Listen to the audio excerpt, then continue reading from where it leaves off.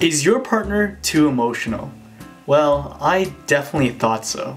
But my fiance, Jennifer, she's really taught me a lot about the importance of emotions. To be honest, I really didn't understand the value of emotions. I always thought that maybe it was a sign of weakness. I never cried in a sad movie before. You know that sad scene in Up? I didn't even shed a tear.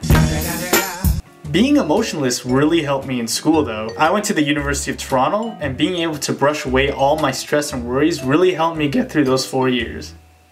But does it work in a relationship?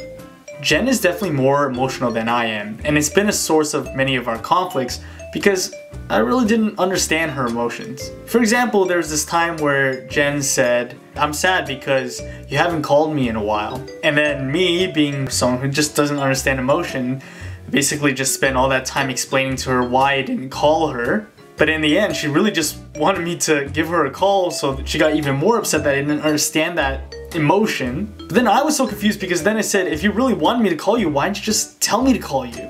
And sometimes it got so bad that I got so fed up and said, if you just weren't emotional, we wouldn't have any of these arguments in the first place. Some of you guys might agree with me, but I know some of you guys are wondering why Jen is still with me right now. When we got engaged, we decided to do some marriage counseling with my pastor. Both of us separately did this quiz, which basically asked a lot of questions, and we wanted to see where our sources of conflicts are. And not surprisingly, one of them was our emotional levels. Now, I was definitely expecting that the test was gonna tell us that Jen was being too emotional, and now I was like, finally we can get this solved. But to my surprise, her emotional levels were actually normal. But mine were below normal. I was the problem.